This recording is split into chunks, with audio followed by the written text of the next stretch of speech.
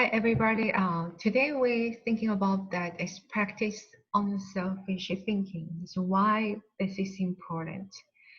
Selfish thinking, strategic thinking, concentrated thinking is unselfish thinking that is really extended our worldview and also our clarify is our dream and destination. So today we consider how could it be we practice unselfish thinking is what is about that is selfish thinking and unselfish thinking. Ben Swinland is talking about we cannot hold a torch to light another's path without brightening our own. Everybody have their life, is a responsibility, and then we consistently bright our torch because the light is contagiously influenced to become like a darkness to change of the light, not only your own way, not only your own life, to the others people's life, and then we help our loved ones, and then we help to the people. So we cannot work with them so that they go farther than they thought possible. Uh, how we believe is a possibility, how we recognize or behavior about action of the is more move further, and those kind of way is what is our point and focus. So far in this book, we discussed many kinds of the thinking because this thinking is very important because your action comes from your thinking. Your action made is your life. And then what is your life? And then how could it be that is you design your future? So many kinds of thinking that can help you to achieve more. Each of them has the potential to make you more successful. Now I wanted to acquaint you with the kind of thinking with the potential to change your life in another way. It might even redefine is how you view success. Previously, we talking about that is it clarifies your dream is very important because success and this achievement is your dream. Not many people achieve their dream, but majority of people we are as the dream of the dream. Everybody wanted to be uh, is clearly know about what do you want and then your life and then what your definition of the success, or some people don't know what I really want and then how I lived and what I do things. And the previous we mentioned about those kind of the this dream and the success and your life. How could you discover your God-given talent and ability and your heart and your experience, how you use it? So it's important about the main point is about that what do you think is every single day? Because your thinking comes from your heart. As your thinking made and then leads guidance of your action. And then one part of that is unselfish thinking can often deliver a return is greater than any other kind of thinking. Is why is take a look at some of its benefits of unselfish thinking. The first things, unselfish thinking brings personal fulfillment. We brought out about that is a success, but fulfillment is more than significant than success is your life. Second is unselfish thinking as value to others. Everybody have their own value, but this misconception that not the other people define our value. How could you identify your value? Unselfish thinking encourages other virtues. Unselfish thinking increases quality of life. Unselfish thinking makes you part of something greater than yourself, not just of the goods. Unselfish thinking creates a legacy. This is the influence. The first thing is unselfish thinking brings personal fulfillment. What does it mean of the personal fulfillment? Not just to be better life and happiness, or just to is well-being and good enough the life. Fulfillment is every person, every people have your life purpose and meaning, and not just only comfortable, not just only achievement of your compliment, more like is a significance of the meaning and influence to the other people and to the is a legacy to the next generation, and that is flowing to the is next of the generation of the people. So few things in life bring greater personal rewards than helping others. Charles H. Vera believed that getters generally don't get happiness, givers get it. Fulfillment is about cannot be only getters. Getters means about I want just only me or my selfish benefits, and then I work for, I live for just my life. Those people never feel about, never achieve, never attain those fulfillments. So helping people brings great satisfaction. When you spend your day unselfishly serving others, at night you can lay down your head with no regrets and sleep soundly. And you bring out the best in people. Alan Lloyd is McGinney's remarked, there is no more noble occupation in the world than to assist another human being, to help someone succeed. God bless you because you bless other people. God gave us our talents, the life, and our breath and happiness because we will give to happiness to other people. So even if you have spent much of your life pursuing selfish gain, it's never too late to have a change of heart. Even the most miserable person, we read about that, is like a Charles Dickens cruising, can turn his life around and make a difference for others. That's what Alfred Nobel did when he saw his own obituary in the newspaper. His brother had died, and the editor had written about the long novel, saying that the explosives his company produced had killed many people. Nobel vowed to promote peace and acknowledge contributions to humanity. That's how the Nobel Prizes came into being. Alfred Nobel asserted, if we have 1,000 ideas and only one turns out to be good, I am satisfied. A strong, successful man is not the victim of his environment. He creates favorable conditions. His own inherent force and energy compel things to turn out as he desires. Second, unselfish thinking as values to others. In 1984, Bessie Anderson Stanley wrote the following definition of success in the Brown Books magazine.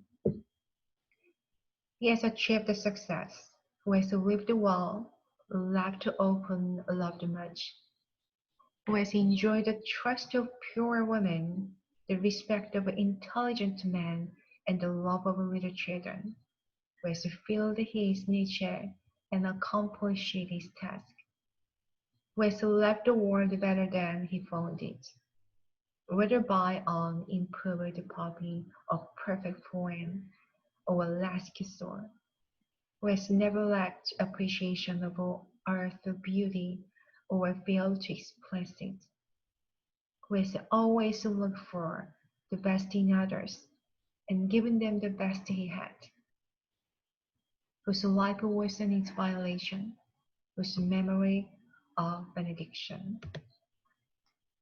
When you get outside of yourself and make a contribution to others, you really begin to live. And the third is unselfish thinking encourages other virtues. When you see a 4-year-old, you expect to observe selfishness. But when you see it in a 40 years old, it's not very attractive, is it? Of all the qualities a person can pursue, unselfish thinking seems to make the biggest difference toward cultivating other virtues. I think that is just because the ability to give unselfishly is so difficult. It goes against the grain of human nature. But if you can learn to think unselfishly and become a giver, then it becomes easier to develop many other virtues: gratitude, love, respect, patience, and discipline. So how could you find that every single day when you appreciate is God given the great nature and beautiful world? And sometimes it's when you see that it's the green colors of the leaves, and then it's the sky, and then you really appreciate it, people, and respect by the value. You have patience, you have that is the self-discipline, and then you love more than to hate. Four is about this unselfish thinking increases quality of life. A spirit of the generosity. Many people don't clearly understand the generosity. Generosity is one of kind of our human being instinct got rooted inside of us. Generosity is generated of the happiness and also true meaning and the value of the life. The spirit of the generosity created by unselfish thinking gives people an appreciation for life and an understanding of its higher values. Seeing those in need and giving to meet that need puts a lot of things into perspective. It increases the quality of life of the giver and the receiver. So you are the receiver or you are the giver. That's why I believe that. There is no life as empty as the self-centered life. Self-centered life will become lonely, emptiness. And there is no life as centered as the self-empty life. If you want to improve your world, then focus your attention on helping others. Unselfish thinking makes you part of something greater than yourself. American company, the global is pharmaceutical is corporation, is always seeing itself as doing more than just producing products and making a profit. It desires to serve humanity. In the mid-1980s, the company developed a drug to cure liver blindness, a disease that infects and causes blindness in millions of people, particularly in developing countries. So with these words, as George W. Mack inspires a generation of employees with a calling to cure. So while it was a good product, potential customers couldn't afford to buy it.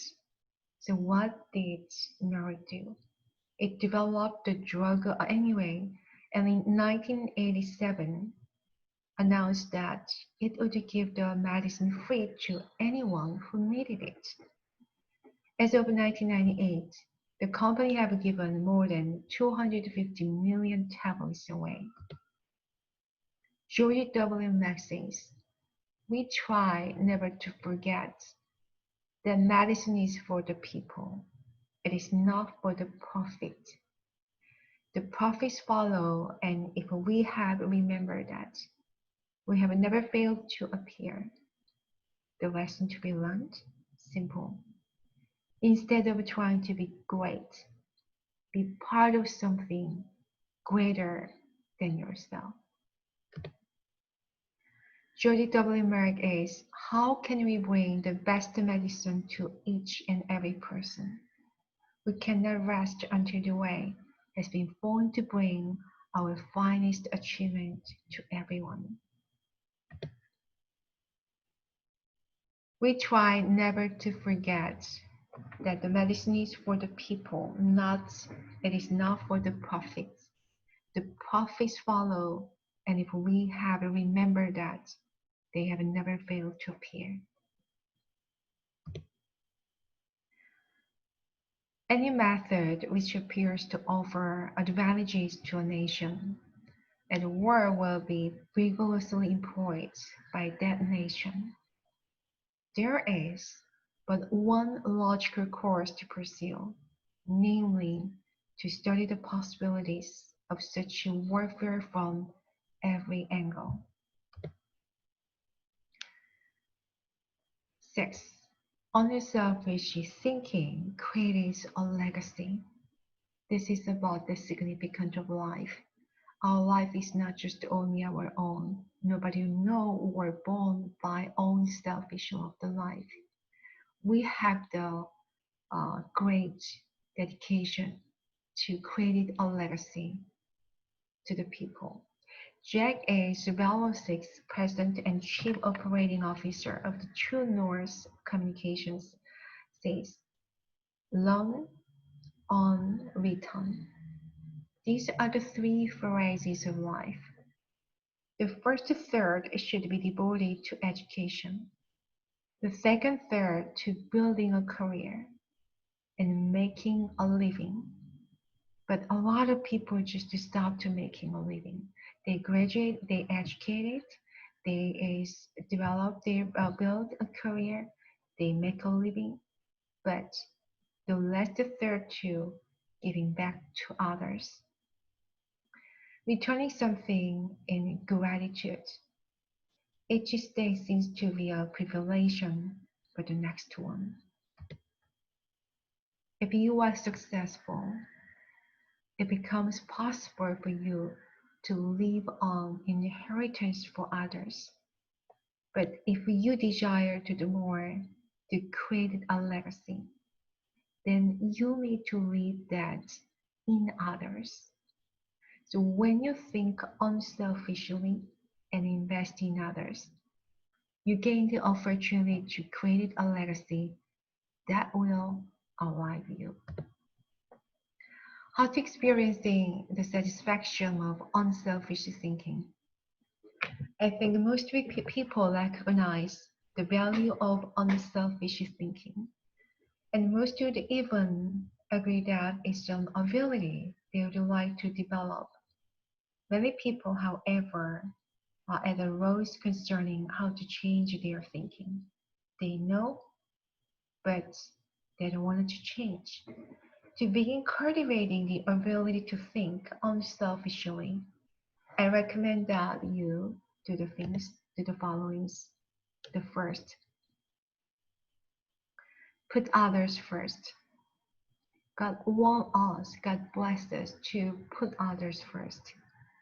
Second, expose yourself to situations where people have needs. They're to give quietly or anonymously. Invest in people intentionally. Continually check your motives. So do nothing from selfish ambition or conceit, but in humility count others more significant than yourselves. The past is your lesson.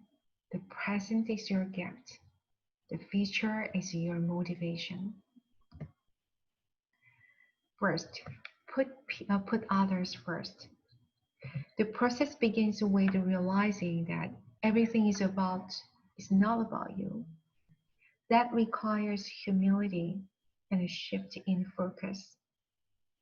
In the power of ethical management, Ken Blanchard is and Norman Dixon speak a lot about people with humility don't think less of themselves.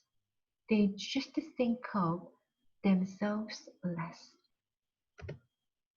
If you want to become less selfish in your thinking, then you need to stop thinking about your wants and begin focusing on others' needs. For the apostle exhorted, do nothing out of selfish ambition or vain conceit, but in humility consider others better than yourselves. Each of you should look not only to your own interest, but also to the interest of others. Make a mental and emotional commitment to look out for the interest of others. The power of the ethical management and careless management. How about this integrity pays? You don't make to cheat to win. The servant leadership action is also how you can achieve a great relationship and measure it. Okay, is exhibit is 5.1 in the book. How will you feel that? In their book, The Power of Ethical Management, Klageman Norman is Vincent Peale and business consultant Ken Blanchard suggested the following ethic check. Is it legal? Is it balanced? How will it make me feel about myself? Is it legal? Will I be violating either civil law or company policy? Is it balanced? Is it fair to all concerned in the short as well as long term? Does it promote win-win relationships? How will it make me feel about myself? Will it make me proud? Would I feel good if my decision were published in the newspaper? Would I feel good if my family knew about it? Positive thinkers get positive results because they are not afraid of problems. How to win friends and influence people. Tony S. Gaskin is about talking about this. If you can do anything about it, then let it go. Don't be a prisoner to things you cannot change. Don't watch the clock.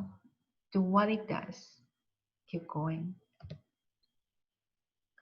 Integrity is the most valuable and respected quality of leadership. Always keep your word.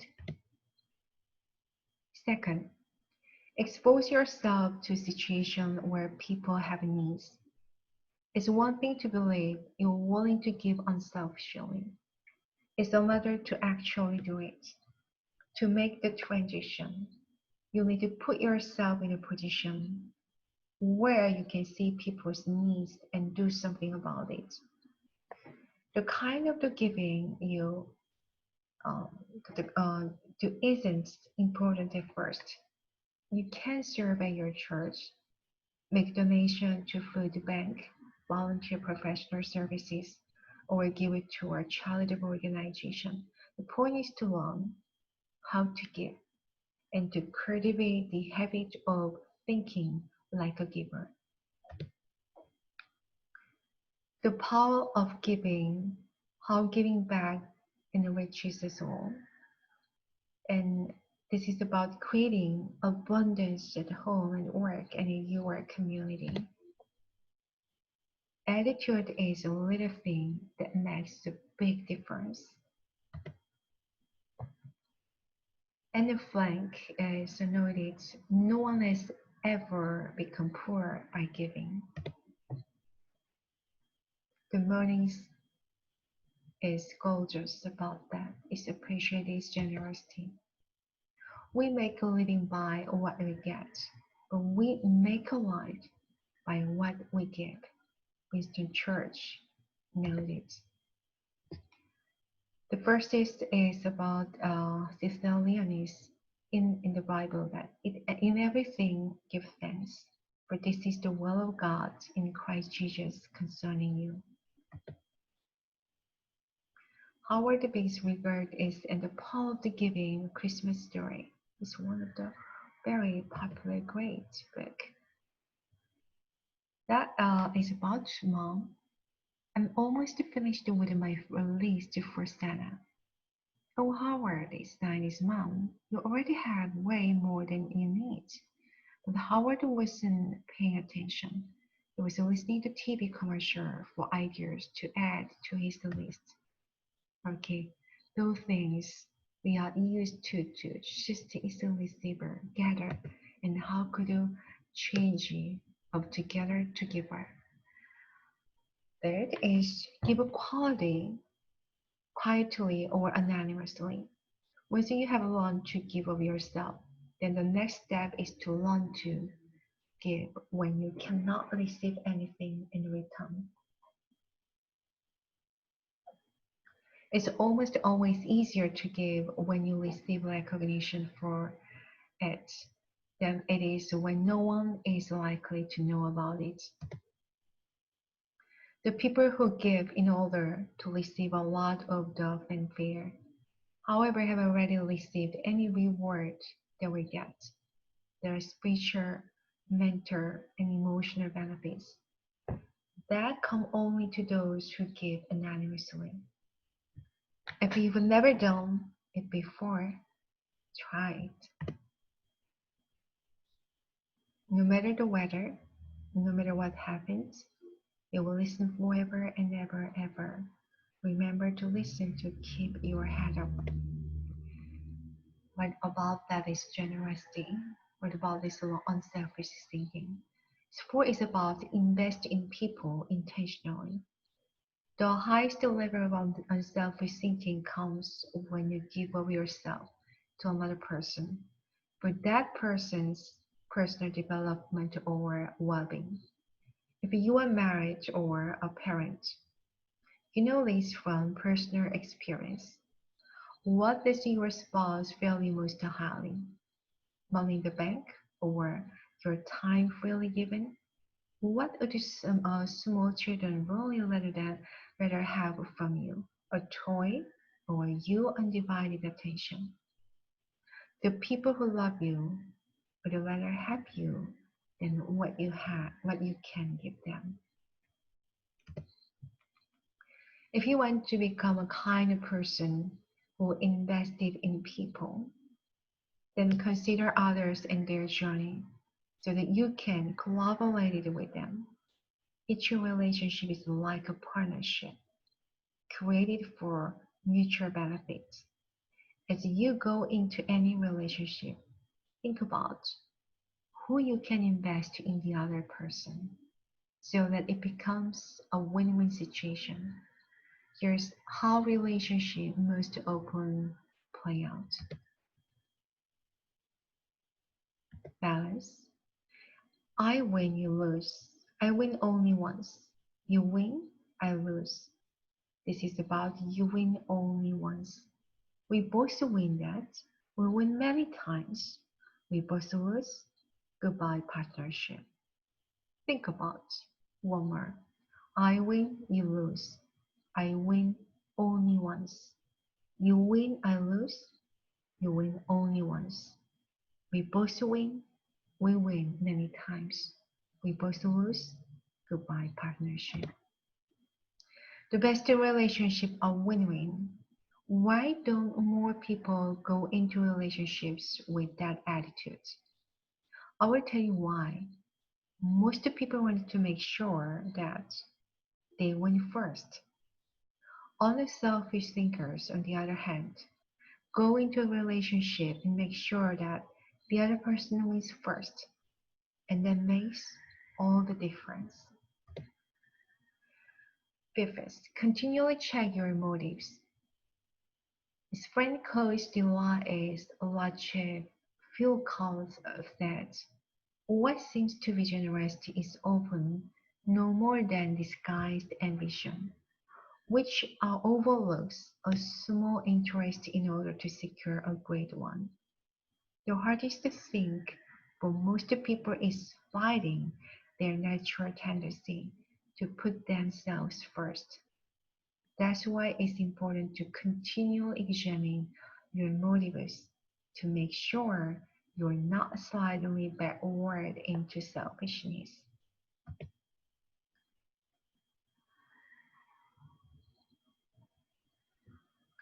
Do you want to check your motives? Then follow the modeling of Benjamin Franklin. Every day he asked himself two questions. When you got up in the morning, he would ask, what good am I going to do today? And before I went to bed, he would ask, what good have I done today?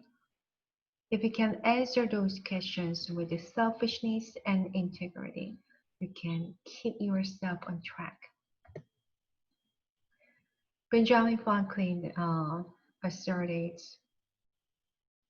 while we may not be able to control all that happens to us, we can control what happens inside us. The only foundation for useful education is a republic is too late in religion. Without this, there can be no virtue, and without virtue, there can be no liberty. And liberty is the object and life of all republican governments. By failing to prepare, you are preparing to fail. Freedom is not a gift bestowed upon us by other men, but a right that belongs to us by the laws of God and nature. He who can have patience can have what he will. Never leave that till tomorrow which you can do today. Justice will not be served until those who are unaffected are as outraged of those who are. The doors of the wisdom are never shut. Well done is better than well said. An investment in knowledge pays the best interest. He who owns a trade liberty for some temporary security deserves neither liberty nor security. Give while you live.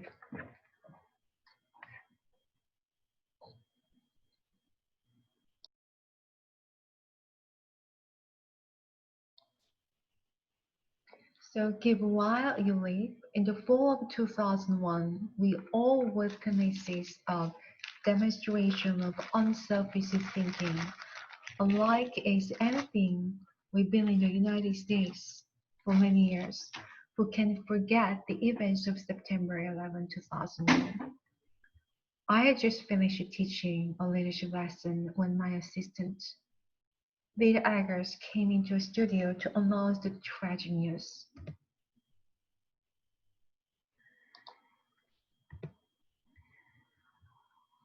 In the days following the tragedy, millions of Americans expressed a great desire to do something that would help the situation. I had the same desire. My company was scheduled to do a training via a simulcast on September 15th, the Saturday following the tragedy. Our leadership team decided to add on 1.5 hour program titled American Praise to the end of the simulcast. In it, my friend Maxwell Cardon wrote and read the prayer, expressing the harsh cry of millions. Franklin Graham prayed for our national leaders. Jim and Ashley Dawson gave advice to parents to how to help their children deal with the event. And Bruce Winkiston and I asked the simulcast viewers to give financial aid to the people injured on September 11. Amazingly, they gave us $5.9 million, which World Vision graciously agreed to distribute to those in need. Unselfish thinking and giving turned a very dark hour into one of light and hope. So less than 2 weeks after the tragedy, I was able to travel to Ground Zero in New York City. I went to view the site of the destruction, to thank the men and women clearing away the ash wreckage, and to pray for them.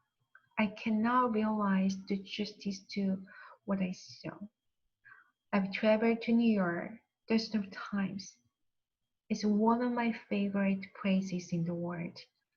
My family had been up in the towers with our children many times before, and I have wonderful memories of that area. To look at the place where the building had once stood and to see nothing but lovers, dust, and twisted matters is simply indescribable. What many Americans didn't realize is that for many months people worked diligently to clean up the site.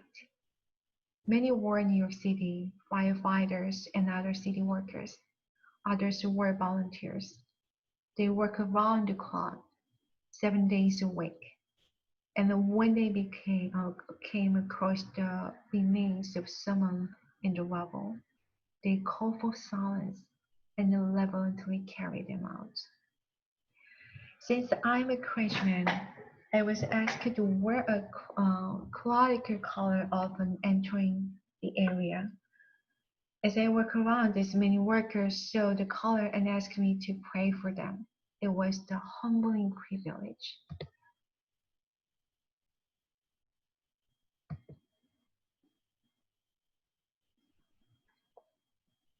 So indescribable, the tragedy, right? So American educator Honest Man says, be ashamed to die until you have won some victory for humanity. According to this standard, New York City's firefighters are certainly prepared for death. The service they perform is often truly heroic. You and I may never be required to lay down our lives for others as they did, but we can give to others in different ways. We can be unselfish thinkers who put others first and add value to their lives. We can work with them so that they go farther than they thought possible.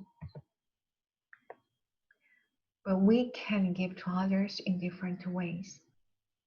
We can be unselfish thinkers who put others first and add value to their lives.